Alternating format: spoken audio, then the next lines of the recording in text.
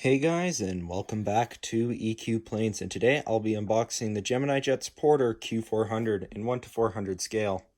Now without further ado, let's get into this unboxing. So, starting on why I bought this model is a very rare model, a 2010 release.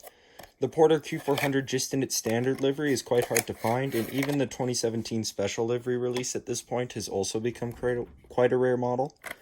In fact, almost all the Canadian Q400s ever released, so the Air Canada's old and new livery, WestJet Q400s, and both the Porter Q400s that have been released have now become incredibly rare models. So was definitely glad to find a very good deal on this Porter Q400 as I actually got a better deal than I thought I would. I imagined I would have had to end up paying around $150 for the model, but managed to pick it up for $121. So still a very expensive model, and I think the most expensive model I've ever bought, but definitely worth it. So now let's take a closer look at this Porter Q400. Starting at the front, you have the Porter logos. You have the kind of grade sheet line that runs down the bottom of the fuselage, and good details on the engines with the www.flyporter.com and the or .ca rather, and then the gray stripes on the engines. You have the very small Porter logo here, along with the registration Charlie Golf Lima Quebec Bravo, and the Porter tail as well. Now, when it comes to the Q400 mold itself, generally it's really good. On this model, I've noticed that this wing here is a little bent, and so is the wing on the other side, so definitely not 100% perfect. I'm going to try and flip it here so you can maybe get a better view of it. But yeah, you can see one of the wings is a little tilted up, however, certainly a hard thing to notice, and overall the model's in really good condition. Definitely like how you have the spinning props on all the Gemini Jets Q400s.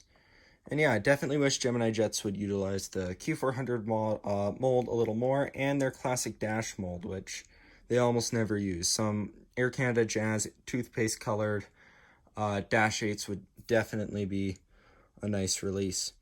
But overall, really happy with this model.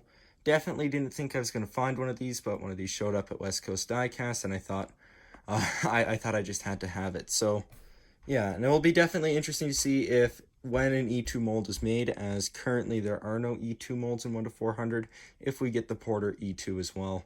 So we'll definitely be using this model in my YUL updates, and maybe some other smaller airports. Can't use it in the west of Canada like Calgary and Vancouver, and can't use it at Toronto Pearson at least yet, as Porter has not made the move to Pearson. However, I doubt their dash sheets will ever come to Pearson, as I think that will be mostly a focus for their E2 aircraft while Billy Bishop remains with the Q400. But yeah, overall, I'll score the livery on this model 10 out of 10. I think Gemini Jets did a really good job. The detailing on it's really nice, and all the colors look accurate to what Porter is in real life. And then when it comes to the mold, I'll give it a 7 out of 10 because I think the Gemini Jets Q400 mold is a pretty solid mold. However, the bend in the wings is, well, it is what it is. But anyways, I'd like to thank you guys for watching and hope to see you guys back next time.